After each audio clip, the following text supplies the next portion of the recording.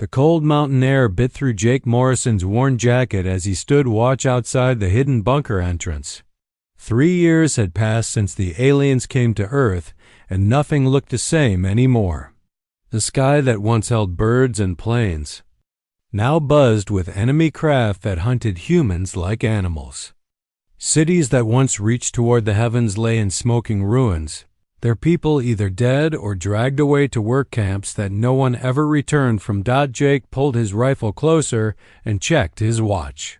Amy Rodriguez would be back from the scouting mission soon, and he hoped she brought good news for once. The resistance needed something to hope for because hope was running out faster than their ammunition.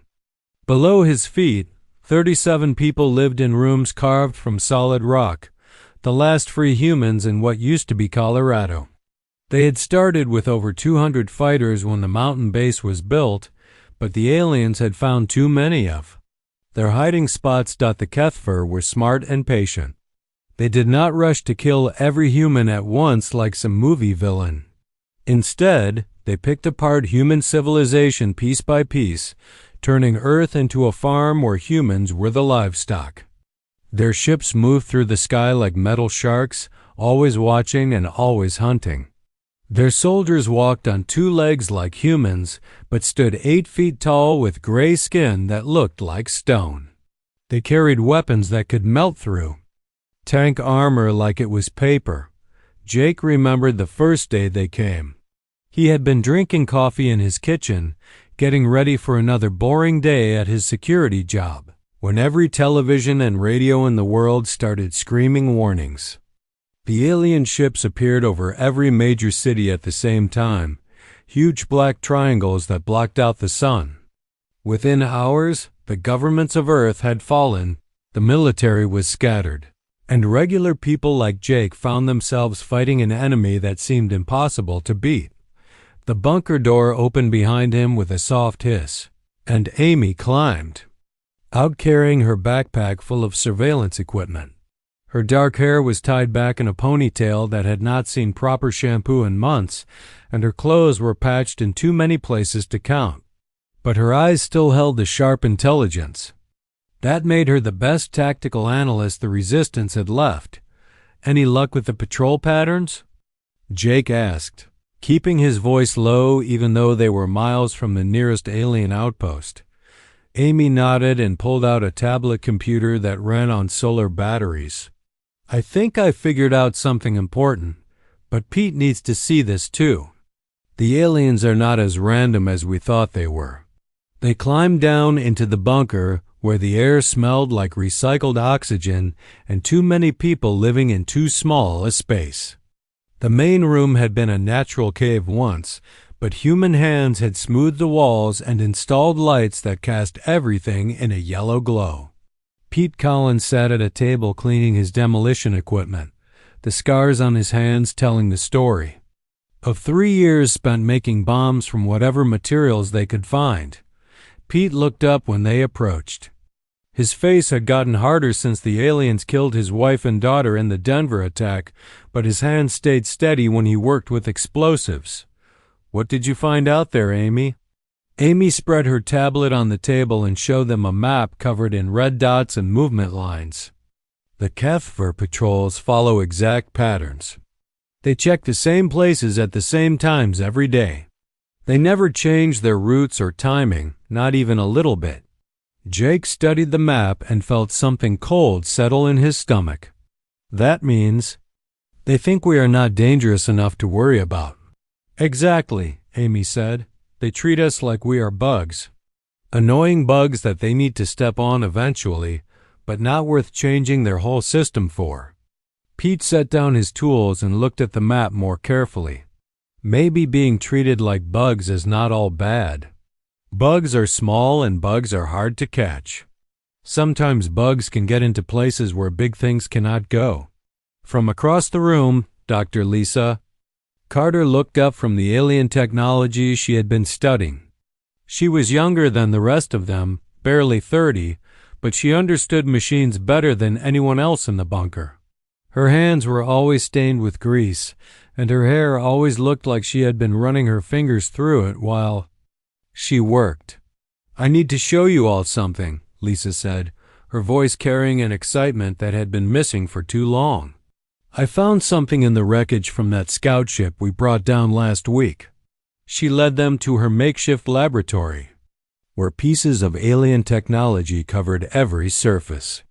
The equipment looked nothing like human machines, all curves and smooth surfaces that seemed to glow with their own inner light. Lisa picked up a device that looked like a crystal wrapped in metal wire. "This is part of their communication system," she said, turning the device over in her hands. "But it is more than that. I think all their technology is connected somehow, like one giant computer network that controls everything they do." Amy leaned forward to get a better look. "You mean their ships, weapons, everything talks to everything else?" "More than talks," Lisa said. "I think they all think together, like a hive mind made of machines instead of bugs. And if that is true, then maybe there is a way to break the connection." Jake felt something he had not felt in months stirring in his chest. It was dangerous to hope, but he could not help himself. "You think you can find a way to hurt them?" Lisa smiled for the first time since Jake had known her. "I think I might be able to do more than hurt them. I think I might be able to break them completely." Lisa Carter worked through the night while the others slept, her fingers moving carefully over the alien device she had found. The crystal hummed with a low sound that made her teeth ache, but she ignored the discomfort and kept working. She had learned to read alien symbols by studying dozens of crashed ships, and now those symbols were starting to tell her a story that could change everything. The device was more complex than anything humans had ever built, but it followed rules that Lisa was beginning to understand.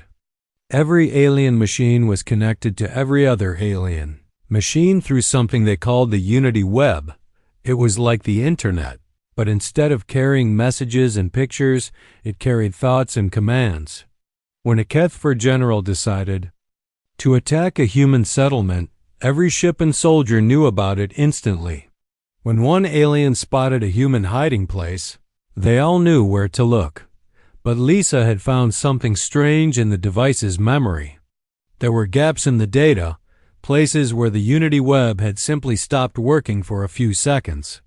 At first she thought these were just technical problems, but then she noticed a pattern. The gaps always happened when the aliens encountered something they had not expected, something that did not fit their careful plans. She pulled up the data from the scout ship crash that had given her the device. The ship had been hunting a group of human refugees when Pete Collins attacked it with a bomb made from fertilizer and old car parts. The explosion should not have been powerful enough to bring down an alien craft, but somehow it had worked. Now Lisa understood why. The bomb had not just damaged the ship's hull. It had confused the Unity Web by creating a type of electromagnetic pattern that the alien network could not process. For just a few seconds, the ship had been cut off from the hive mind that told it how to fly and fight. In those few seconds, it had become as helpless as a bird with clipped wings. Lisa stood up and walked to the main room, where Jake was drinking coffee that tasted like burnt dirt. The bunker was quiet except for the sound of air recycling systems and Pete snoring in his bunk. Most of the resistance fighters were asleep, but Jake never seemed to sleep anymore. The responsibility of keeping everyone alive had worn him down until he looked 10 years older than his real age. "Jake, I need to tell you what I found," Lisa said. Sitting down across from him at the metal table, Jake looked up from his coffee cup.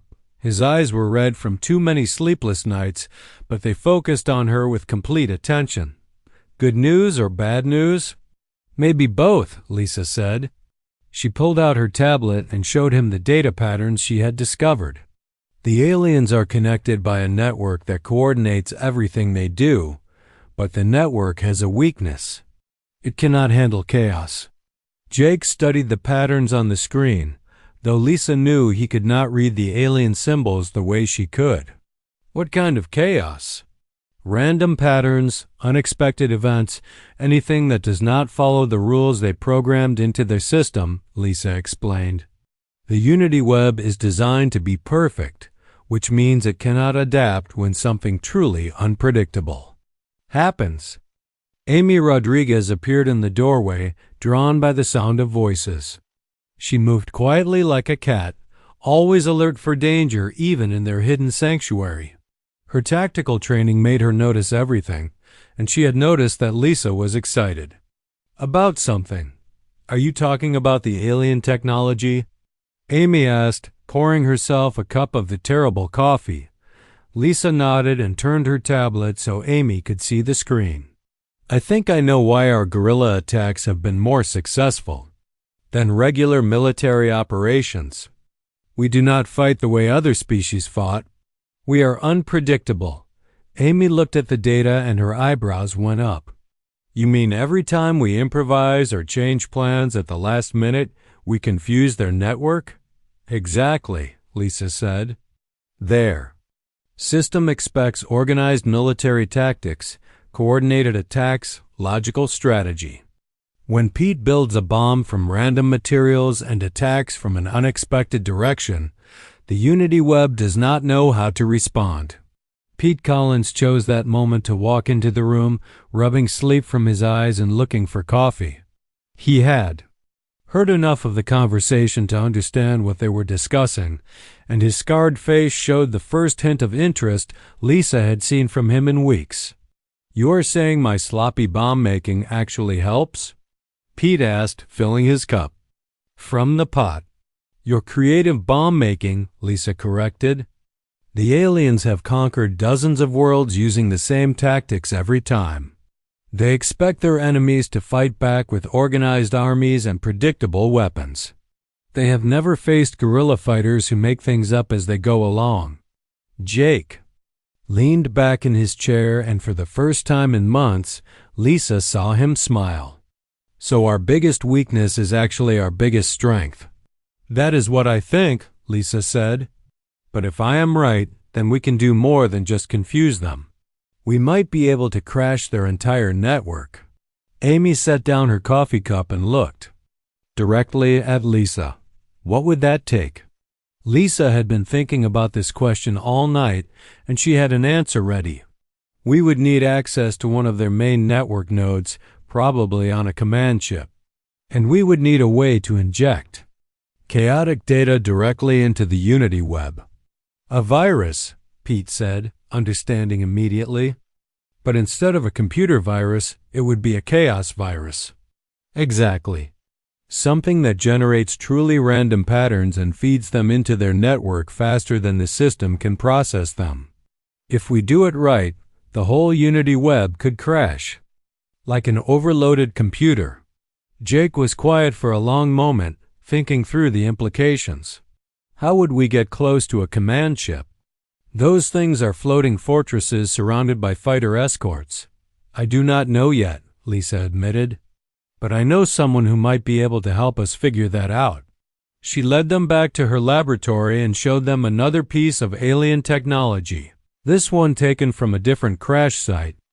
It was a communication device, but unlike the others she had studied, this one still worked. Strange symbols scrolled across its surface in patterns that looked almost like alien writing. This device has been receiving messages, Lisa said. Most of them are standard military communications, but some are different. They are coded differently, and they come from ships that are not supposed to exist according to the intelligence we have gathered. Amy leaned closer to examine the device. You think there are aliens out there who are not part of their main fleet? I think there might be aliens who are not happy about being part of their empire, Lisa said carefully. And if that is true, then maybe we are not the only ones who want to see the Unity web destroyed. The implications hung in the air like smoke. The idea that they might find allies among the aliens themselves was almost too much to hope for, but Lisa had learned to follow the data wherever it led. The resistance had survived this long by adapting to impossible situations. And maybe it was time to adapt again. Jake stood up and walked to the wall where they kept their weapons. His rifle looked small and primitive compared to the alien technology scattered around Lisa's laboratory, but it had kept him alive for 3 years. He picked it up and checked the ammunition clip out of habit. "How long do you need to work on this chaos virus idea?" he asked. Lisa thought about all the coding work ahead of her, all the alien systems she still needed to understand. "Maybe 2 weeks if everything goes right." "Then we have 2 weeks to figure out how to get you close to a command ship," Jake said. "And maybe 2 weeks to find out if we really do have friends among the aliens." Pete finished his coffee and set the cup down with a sound that echoed through the bunker. 2 weeks to save the world. I have had worse deadlines." The aliens stood in the shadows outside the bunker entrance, waiting. Jake Morrison had never seen anything like it before, and he had seen plenty of aliens over the past 3 years. This one was shorter than the usual HFY soldiers, maybe 7 feet tall instead of 8, and its skin had a different color that looked almost blue in the moonlight. It held no weapons that Jake could see, but that did not make him feel any safer. Amy Rodriguez crouched behind a rock formation 50 yards away, her rifle aimed at the alien's center mass. Pete Collins had circled around to the other side with enough explosives to turn the entire mountainside into rubble. They had practiced this ambush a dozen times, but never with an alien who seemed to be waiting for them to make the first move. "I know you are watching me," the alien said in perfect English, its voice carrying easily through the thin night air. "I have come to talk, not to fight." Jake felt his finger tighten on his rifle trigger. In 3 years of war, no HFY had ever tried to talk to humans. They killed or captured, but they never negotiated. This had to be some kind of trap, but he could not figure out what kind. "Talk about what?" Jake called out, keeping his voice steady despite the fear crawling up his spine. "About destroying the Unity web," the alien replied. "About ending this war in a way that saves both our species." The words hit Jake like a punch to the stomach. Nobody outside the Resistance should know about Lisa's discovery of the Unity web, and certainly no alien should know that they were planning to attack it. Either this was the most elaborate trap the HFY had ever set, or something impossible was happening. Jake made a decision that went against every survival instinct he had developed since the invasion began. He stepped out of cover and walked toward the alien, his rifle still ready but no longer aimed directly at the creature's chest. As he got closer, he could see more details that made this alien different from the others he had fought.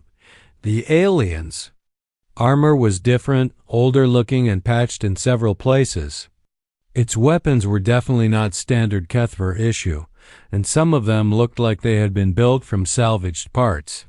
Most importantly, its eyes held something that Jake had never seen in an alien before. They held intelligence that seemed individual rather than collective, as if this creature was thinking its own thoughts instead of sharing a hive mind.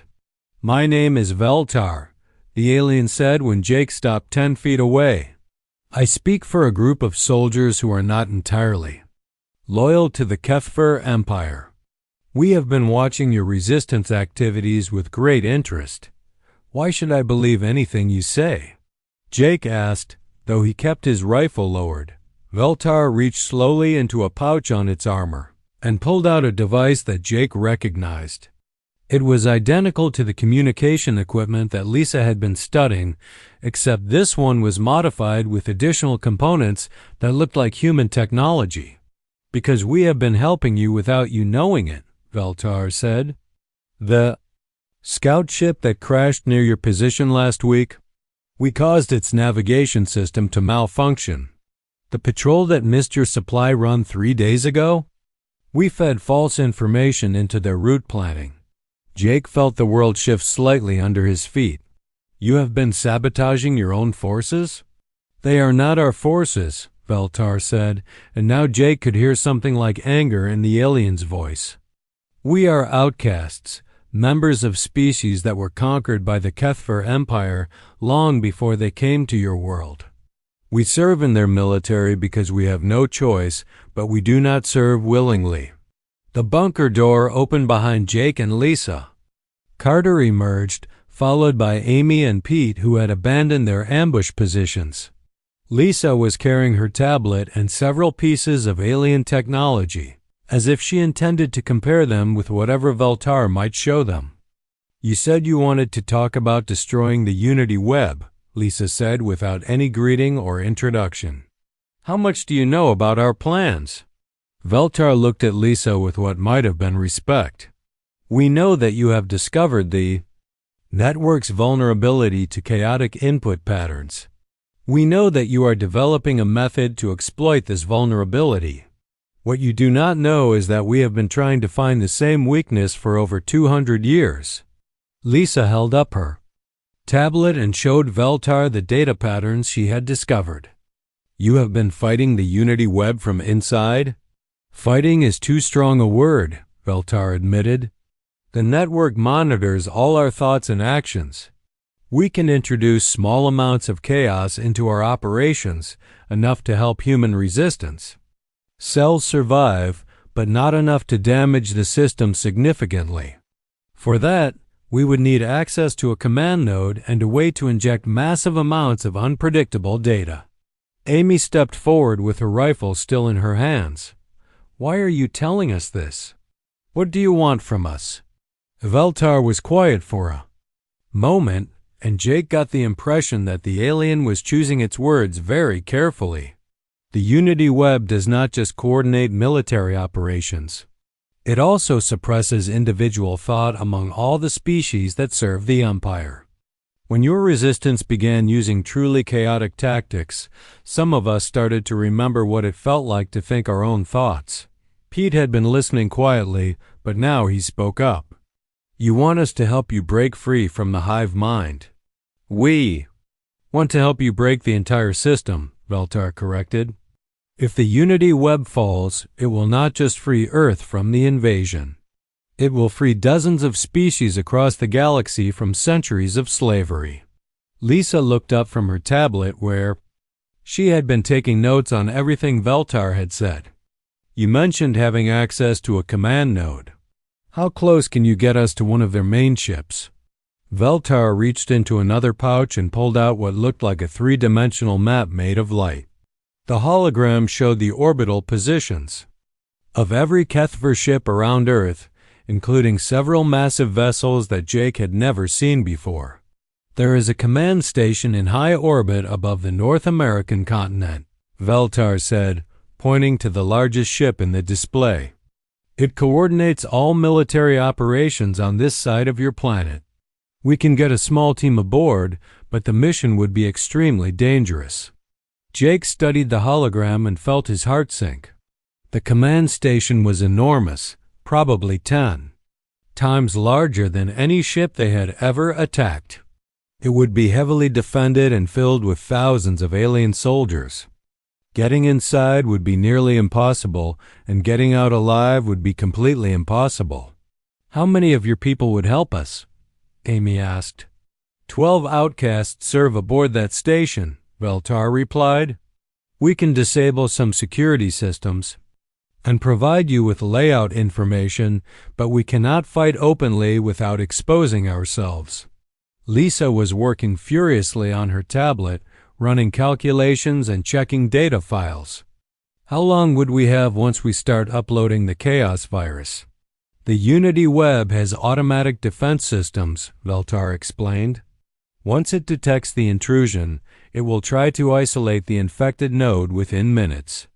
But if your virus is as effective as you believe, those minutes might be enough to crash the entire network."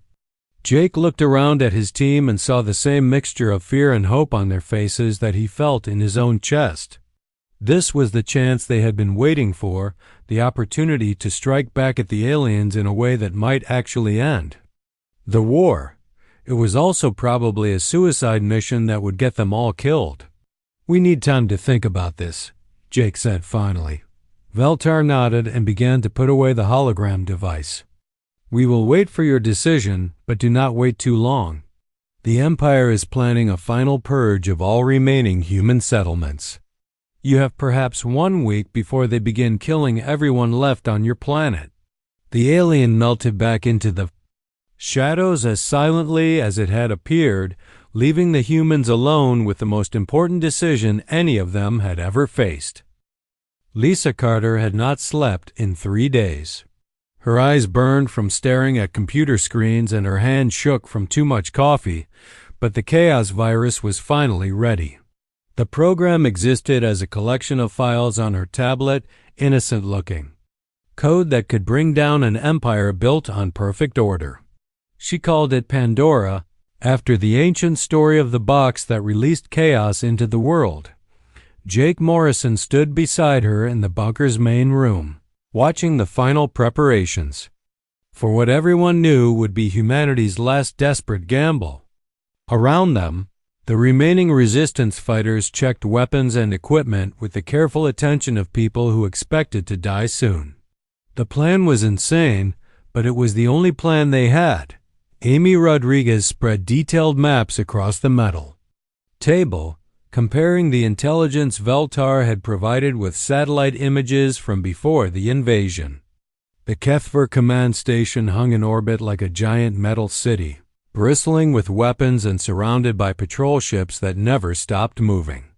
Getting close to it would require perfect timing and more luck than any reasonable person should expect. "The station rotates every 6 hours, Amy explained, pointing to the technical drawings Veltar had smuggled to them. "There is a 20-minute window when the docking bays face away from the patrol routes. That is when we have to make our approach." Pete Collins finished packing his explosives into a backpack that looked too small to hold so much destructive power. He had spent the last week building devices specifically designed to create chaos rather than just destruction. Each bomb would generate random electromagnetic pulses that should confuse the Unity web long enough for Lisa to upload her virus. "I still think we need more people," Pete said, though they had been through this argument a dozen times already. 4 humans and a handful of alien turncoats against an entire space station seems like bad odds. Jake understood Pete's concerns, but they had no choice. Every resistance cell on Earth is launching diversionary attacks at the same time. Frank Baker is hitting targets in Australia. Susan Wright is coordinating strikes across Europe, and what is left of the Asian cells will keep the aliens busy in their sectors. We cannot spare anyone else for the main assault. The plan required 3 separate teams working in perfect coordination. Jake would lead the direct assault on the station's outer defenses, creating enough noise and confusion to mask the real mission. Amy would take Pete and 2 outcast allies to the station's power core, where Pete's bombs would disrupt the Unity web's connection to the main network. Meanwhile, Lisa would infiltrate the central data processing chamber with Veltar and upload Pandora directly into the system's core. Lisa looked up from her tablet and rubbed her tired eyes. "I made one last change to the virus. It is not just random data anymore." Jake turned to face her. "What do you mean?" "I realize that the Unity web will adapt to pure randomness eventually," Lisa explained. "So I programmed Pandora to carry something the aliens have never encountered before. Human culture. Music, art, stories, poetry, everything that makes us creative and unpredictable. The virus will not just crash their system, it will teach it to think like humans." Amy looked up from her maps with surprise. "You turned our culture into a weapon?" "I turned our culture into a liberation tool," Lisa corrected. "If this works, every species connected to the Unity web will remember what it feels like to be individuals instead of drones. The Kethver Empire will not just lose their coordination, they will lose their ability to control the species they have conquered." The bunker's communication system crackled to life with a message from Frank Baker in Australia. His voice sounded tired, but determined as he reported that his team was in position and ready to begin their diversionary attack. Similar reports came in from resistance cells around the world, each one representing the last free humans in their regions. Veltar appeared in the bunker entrance like a ghost, moving with the silent grace that all the outcasts seemed to possess. The alien warrior had become a regular visitor over the past week, providing intelligence and helping to refine the assault plan. Today, Veltar carried weapons that looked like a mixture of Kethver technology and human engineering. The command station is moving into position, Veltar reported. We have 4 hours before the docking bay window opens. Jake nodded and began the final equipment check. His rifle was loaded with ammunition that Pete had modified to generate electromagnetic interference when the bullets exploded. Amy carried similar weapons, along with electronic warfare equipment that should help them move through the station's security systems. Lisa's tablet was protected by a hardened case that could survive anything short of a direct nuclear blast. Remember the timing, Jake said as they prepared to leave the bunker. We get one chance at this. If anyone misses their mark or gets delayed, the whole plan falls apart. They climbed out of the bunker into the cold mountain air and found the transport that would take them to the launch site. It was an old military helicopter that Pete had modified with alien technology, creating a hybrid aircraft that could reach orbit if the pilot was crazy enough to try. Jake was grateful that Amy had learned to fly the machine, because he was definitely not crazy enough. The flight to the launch site took 2 hours, following valleys and mountain passes to avoid alien patrols. Jake spent the time checking and rechecking his equipment while trying not to think about all the ways the mission could go wrong. Lisa worked on her tablet, making final adjustments to the Pandora virus. Pete dozed in his seat, conserving energy. For the battle ahead, Amy landed the helicopter on a flat section of mountainside where Veltar Azalais had prepared a launch vehicle. The craft looked like nothing Jake had ever seen before, part alien technology and part human desperation. It was big enough to carry their assault team, but small enough to slip past the station's defenses if everything went according to plan. Diversionary attacks begin in 30 minutes, Veltar said as they transferred their equipment to the launch vehicle. Once they start, we will have approximately 40 minutes to reach the station and complete our missions. Jake strapped himself into the pilot's seat and began the startup sequence that Veltar had taught him. The controls felt strange under his hands, responding to thoughts as much as physical input. The Unity web connection that normally controlled such vessels had been severed by outcast modifications, leaving the ship dependent on its pilot's intuition and skill. Amy took the co-pilot position while Lisa and Pete secured themselves in the passenger compartment. Veltar and 2 other outcasts completed the assault team, their alien features hidden behind modified helmets that would help them blend in once they reached the station. All teams report ready, Amy announced as messages came in from resistance cells around the world. Frank Baker is beginning his attack in Australia. European cells are moving into position. Asian strikes commence in 15 minutes. Jake felt the launch vehicle lift off the ground with a sensation that was part flying and part falling upward. Below them, Earth looked small and wounded, its cities dark and its skies filled with alien ships. Above them, the command station waited like a metal mountain floating in the darkness of space. Pandora virus is ready for deployment, Lisa reported from the passenger compartment. All I need is 30 seconds with a direct connection to their central processor. Pete checked his explosives one more time. Chaos bombs are armed and ready. These things are going to make so much noise that every alien in the system will think the Unity web is having a nervous breakdown. Amy monitored the approach vectors and countdown timers. Station rotation brings the docking bay into position. In 18 minutes, Patrol ships are following predicted routes. We are still on schedule. Jake pushed the launch vehicle harder, climbing toward orbit and the most important battle in human history. Behind them, Earth's night side sparkled with the light of resistance attacks as humanity made its final stand. Ahead of them, the command station grew larger and more intimidating with each passing minute. "Whatever happens up there," Jake said. "Over the communication system, remember that we are not just fighting for Earth anymore.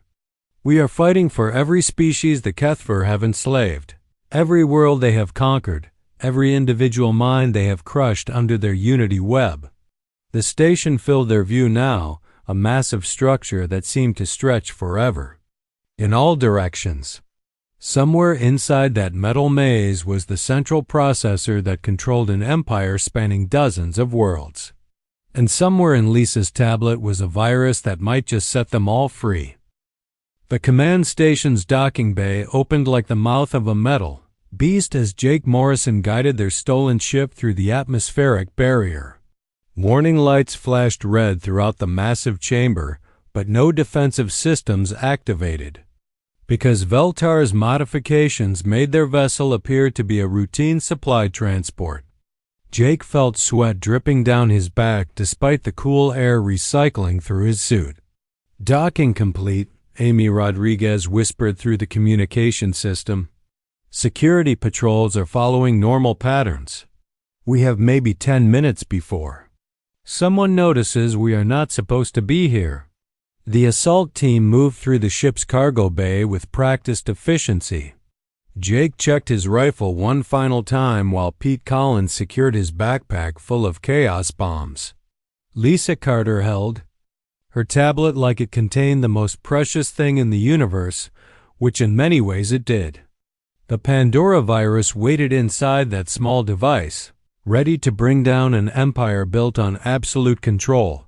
Veltar and the two other outcasts led them through corridors that seemed to stretch forever in all directions.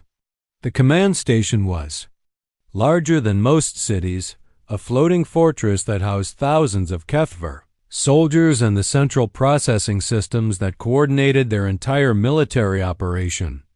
The walls hummed with energy from the Unity web, filling the air with a sound that made Jake's teeth ache. "Security checkpoint ahead," Veltar warned through hand signals that the humans had learned to read. "2 guards, standard patrol. We take them quietly." The outcast warriors moved like shadows, their modified weapons firing energy bursts that dropped the Kethver guards before they could raise an alarm. Jake dragged the unconscious aliens into a storage room while Amy accessed the security terminal to loop the video feeds. They had practiced this routine dozens of times in the bunker, but doing it inside an enemy fortress made every second feel like an hour. "Power core is 3 levels down," Pete said, consulting the station schematics that Veltar had provided. "I need 15 minutes to place all the charges in the right positions." Amy nodded and checked her chronometer. "Diversionary attacks should be reaching peak intensity right about now. That gives us maximum confusion to work with." They split into 2 teams at the next junction. Pete and Amy headed toward the power core with one of the outcasts as their guide, while Jake and Lisa followed Veltar toward the central data processing chamber. The corridors grew more elaborate as they moved deeper into the station, with walls covered in alien symbols that seemed to pulse with their own inner light. "The Unity Web central processor is behind that door," Veltar said, pointing to a massive portal that looked like it had been grown rather than built. "Beyond it lies the quantum crystal matrix that coordinates the thoughts and actions of our entire empire." Lisa stared at the door with the expression of someone who is about to attempt the impossible. "How long do I have once we breach the chamber?" "The system will detect the intrusion within seconds," Veltar replied. "It will try to isolate this node from the rest of the network, but that process takes approximately 3 minutes. If your virus can propagate through the Unity web in less time than that, it should reach every ship and installation in the Empire. Jake positioned himself at the corridor entrance to watch for patrols, while Veltar worked on the door's security systems. The alien's fingers moved over controls that responded to both touch and thought, a technology that seemed like magic to human understanding. The massive portal began to iris open with a sound like singing crystal. The chamber beyond took Jake's breath away. The room was spherical and enormous, its walls covered with thousands of crystal formations that pulsed with synchronized light. At the center floated a structure that looked like a geometric flower made of pure energy, rotating slowly and casting rainbow patterns across every surface. This was the heart of the Unity web, the machine that had enslaved dozens of species across the galaxy. "It is beautiful," Lisa whispered as they approached the central processor, "and absolutely terrifying." Veltar led them to a control console that seemed to grow from the chamber floor like an organic plant. The interface was unlike anything in human technology, responding to mental commands as much as physical manipulation.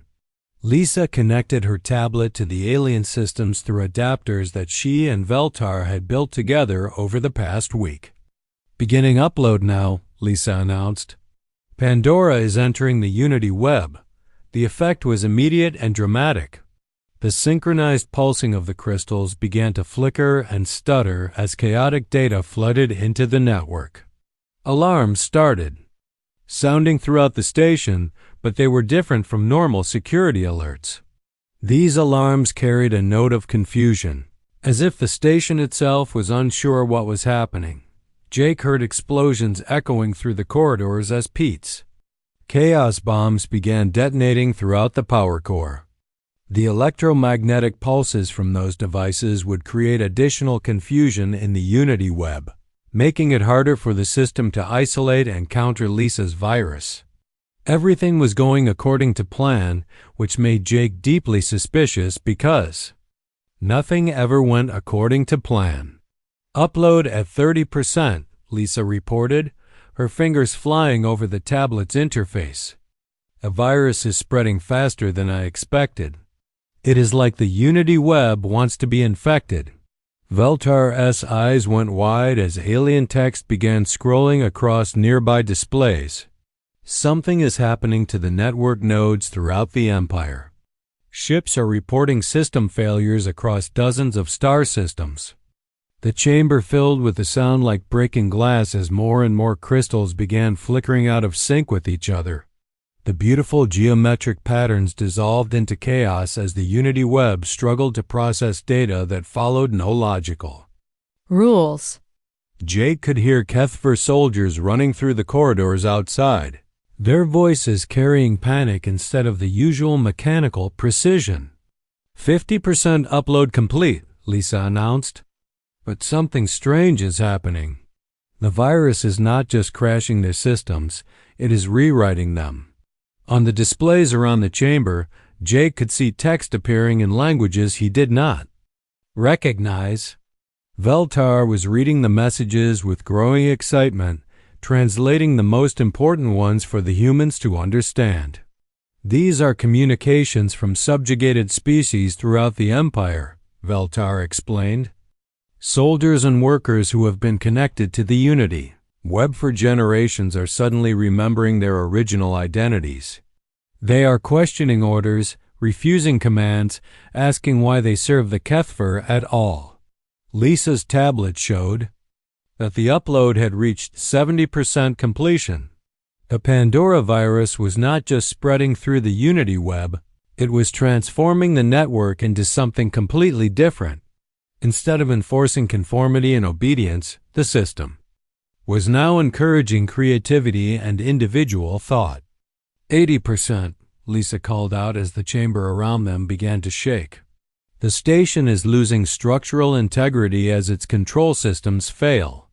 Jake heard footsteps in the corridor and raised his rifle toward the chamber entrance. A squad of Kethfer soldiers appeared in the doorway, but instead of attacking immediately, they hesitated. Their movements lacked the precise coordination that the Unity web normally provided, and some of them seemed to be arguing with each other in their own language. Amy's voice crackled through Jake's communication system. "Power core charges are all placed and ready to detonate. Pete and I are heading back to the ship, but we are running into confused aliens everywhere. Half of them seem to have forgotten why they are supposed to be fighting us." 90% upload complete, Lisa announced. Just a few more seconds. The Kethfer soldiers in the doorway suddenly raised their weapons, but their shouts went wide as if they could not coordinate their targeting properly. Jake returned fire with bullets that exploded into electromagnetic chaos, sending the aliens diving for cover. Veltar joined the battle with weapons that fired bursts of coherent energy, creating a defensive perimeter around Lisa and her tablet. "Upload complete," Lisa shouted over the sound of weapon fire. "Pandora is now fully integrated into the Unity web. The virus has reached every connected system in the Empire." The chamber around them erupted into a symphony of breaking crystal, as the Unity web suffered complete systemic failure. The beautiful geometric patterns collapsed into random light shows, while displays throughout the room showed messages of confusion and liberation from across the galaxy. Species that had been enslaved for centuries were suddenly free to think their own thoughts and make their own choices. Jake grabbed Lisa's arm and pulled her toward the chamber exit. "Time to go. This whole station is coming apart." They fought their way through corridors filled with panicking Kethfer soldiers who could no longer coordinate their actions. Some aliens tried to stop them, but others seemed more interested in questioning their own officers about why they were fighting at all. The Unity web's collapse had not just disabled their technology. It had awakened individual consciousness throughout their empire. Veltar led them back to the docking bay where Amy and Pete were already preparing their ship for departure. The command station shook around them as critical systems failed throughout the massive structure.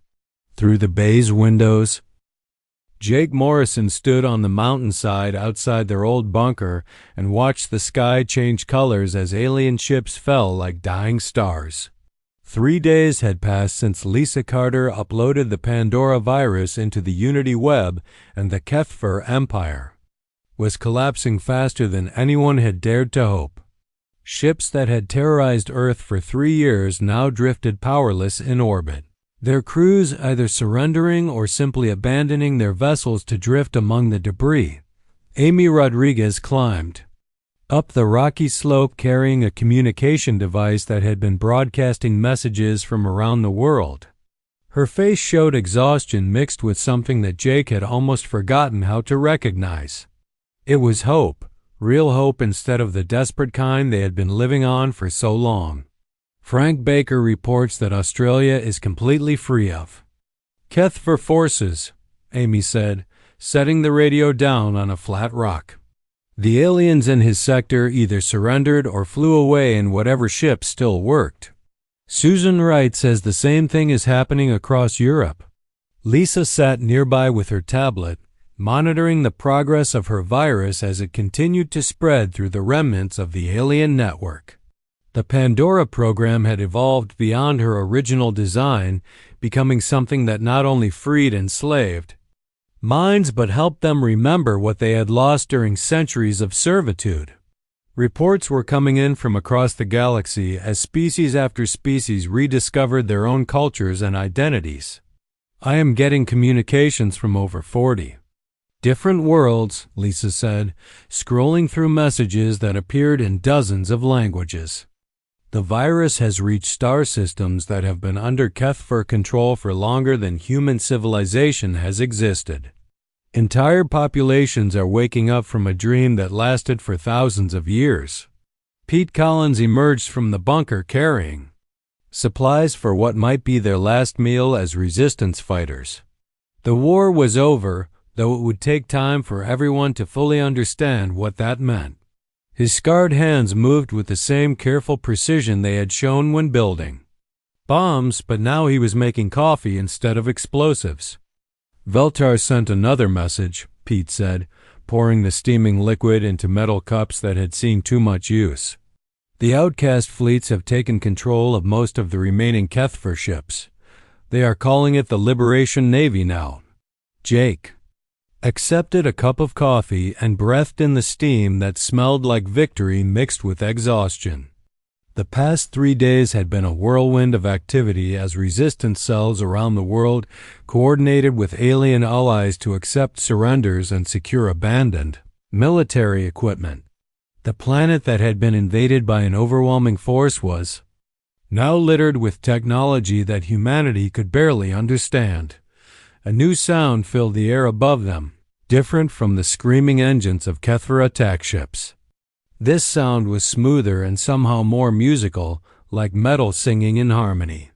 Jake looked up to see a vessel approaching that was clearly of alien design but decorated with symbols and colors that spoke of freedom rather than conquest. Ship landed in the valley below their position with careful grace, its hull gleaming with modifications that mixed Kethver technology with designs from other species. The boarding ramp extended and Veltar emerged, followed by aliens that Jake had never seen before. Some were tall and thin with silver skin.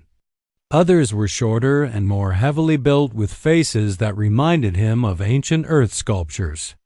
The Liberation Council has formed, Veltar announced as the group climbed up to the human position. Representatives from 17 different species have agreed to work together to rebuild what the Empire destroyed. One of the silver-skinned aliens stepped forward and spoke in accented but clear English. My name is Creedon of the Stellar Architects. We were among the first species conquered by the Kethver over 3,000 years ago. Until your virus freed our minds, we had forgotten that we were once the greatest builders in the galaxy. Jake found himself shaking hands with beings he had never imagined could exist. Each alien represented a different world and culture that had been suppressed by the Unity Web, now awakening to rediscover their own heritage. The diversity was overwhelming after years of fighting an enemy that seemed entirely uniform. Lisa was particularly fascinated by an alien called Morgith, whose species had been master programmers before their conquest. Your virus was remarkable, Morgith said, its voice sounding like wind chimes in a gentle breeze. It did not just break our mental chains, it taught us to think in ways we had never considered. Human creativity is unlike anything we have encountered. Amy was already thinking about practical concerns, her tactical mind shifting from warfare to peacekeeping. What happens to all the Kethver soldiers who are still alive? Some of them surrendered, but others are still fighting. Veltar's expression grew sad as it considered the question. The true Kethver, those who created the Empire, are few in number now. Most died when the Unity Web collapsed because they had become so dependent on the network that they could not function without it. Those who remain are confused and frightened, like children who have lost their parents. They will need help, Lisa said quietly. The virus freed everyone connected to the network, including the original Kethver. They are victims of their own system just like everyone else. Pete set down his coffee cup and looked around at the group of humans and aliens sharing a meal on an Earth mountainside. So what do we do now? The war is over. But winning was the easy part compared to figuring out what comes next. Creedon gestured toward the valley where more ships were landing, each one carrying refugees from different worlds who wanted to see the planet where the liberation had begun. We rebuild, both here and across the galaxy. We share knowledge and technology freely instead of using them to conquer. We create something better than what came before. Jake watched the ships land and saw beings emerge that represented a diversity he could never have imagined. Some looked almost human, while others were so alien that his mind struggled to process their forms. But they all moved with the same sense of purpose, the same desire to create rather than destroy. Earth will need to be part of this galactic community, Amy observed. We cannot go back to being isolated after everything that has happened. Lisa was already working on her tablet, designing new programs that could help different species communicate and share knowledge. The Pandora virus is still active in the old Unity web infrastructure. We can repurpose those communication networks to connect worlds in cooperation instead of conquest. Veltar placed a gentle hand on Jake's shoulder. Your species did more than save Earth. You showed the galaxy that freedom and creativity are more powerful than any technological advantage. The liberation will be remembered as the day when chaos defeated order, when individuals triumphed over collective oppression. As evening approached, Jake found himself sitting on the mountainside watching ships from a dozen different worlds landing in the valley below. Children from various species played together despite their different forms, their laughter creating a sound that had not been heard on Earth for 3 years. Their games were chaotic and joyful, following no rules except those they made up as they went along. Lisa joined him on the rocky outcrop, her tablet finally set aside for the first time in days. I keep thinking about something Morjith told me earlier. The virus has evolved beyond what I programmed. It is not just spreading human creativity anymore. It is learning from every species it encounters and becoming something entirely new. Jake nodded and watched a group of young aliens attempting to teach human children a game that seemed to involve floating in midair. Maybe that is what we needed all along. Not just human creativity, but everyone's creativity working together. The sun set behind them, painting the sky in colors that seemed more vibrant than Jake remembered from before the invasion. In the valley below, the lights of a dozen different civilizations created patterns that were both beautiful and completely unpredictable. The war was over, the Empire had fallen, and the galaxy was free to become whatever its people chose to. Make It. Amy walked up to join them, carrying a message that had just arrived from the Liberation Council. They want to establish Earth as the first cooperative world, a place where different species can live and work together. The Council thinks that human unpredictability combined with alien knowledge could solve problems that no single species could handle alone. Pete appeared with another pot of coffee and a grin that Jake had not seen since before the invasion began. Sounds like we are going to be busy for a while. Good thing we learned how to work with impossible situations. As the stars appeared overhead, Jake realized that they were no longer alone in the universe. The lights in the sky now represented friends and allies instead of enemies and invaders. The final strike that had shattered the Kethfer Empire had done more than end a war. It had begun a new chapter in galactic history where diversity and creativity would be celebrated instead of suppressed.